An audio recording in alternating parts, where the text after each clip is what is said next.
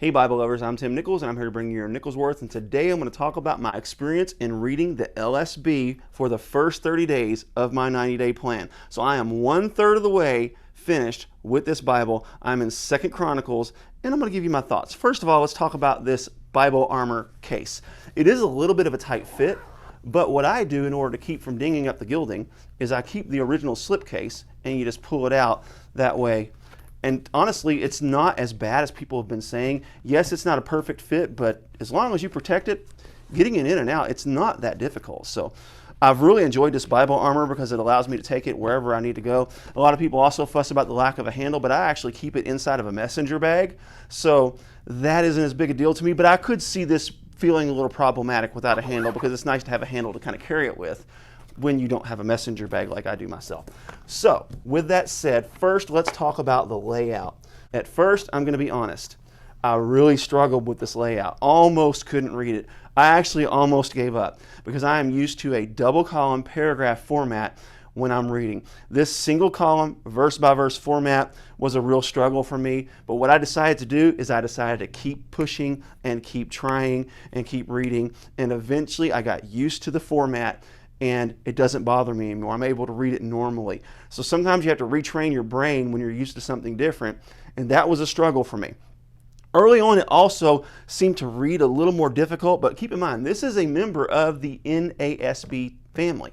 So it's going to have that more word for word, and it's not going to go for readability as much as it is going to go for literalness. And that is a big linchpin for the LSB, is they wanted to go as literal as possible. Now, there were a couple little issues that I had with the translation, but they weren't really a big deal. I'll tell you, my main rub with this translation is their obsession with the use of Yahweh as the name of God. In fact, John MacArthur actually called it the one true name of God. But if you know anything about Jewish history and you know anything about the way they treated the divine name, you know that the second syllable, it is uncertain on how it was said. Whenever people said Yahovah or Jehovah, that's because they used the vowels in Adonai to put between the YHWH to remind them to say Adonai instead of the divine name. So we really don't know how to say the divine name, and it's really repetitive early on, and I get it, it's in there. I would prefer to either go ahead and use the New Testament rendering of Lord, because they use the word Kyrios, which is Lord in the New Testament. They don't try to replace it with Yahweh or whatever else, or to just go ahead and leave it untranslated. Leave the Tetragrammaton alone. That's one thing I really like about the New Jerusalem version of the Bible, is they leave it untranslated. So while I do kind of find that bothersome,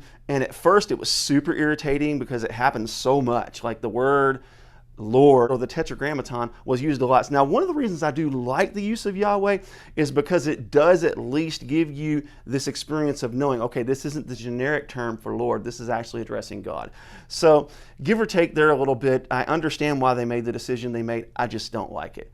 Another thing in the Old Testament, which I'm still in the Old Testament, that I noticed is the use of the word servant versus slave. And when I look up the original Hebrew word, it can mean either one, but I don't like that they're inconsistent in using servant versus slave. Sometimes they use the word servant, sometimes they use the word slave, and I understand that context matters, and sometimes context can give definition to the word, and they did a good job with that sometimes.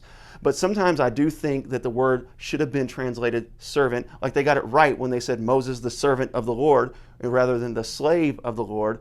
But there were some times that it kind of rubbed me the wrong way, like when Naaman came to be dipped 7 times and he brought his slaves with him, but then they used that opportunity to translate it servants. So I found that a little bit confusing.